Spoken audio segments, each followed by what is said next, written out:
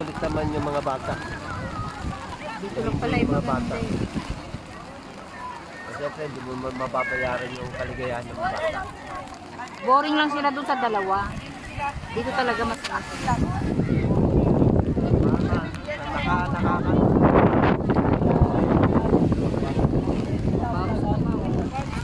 Nakaka.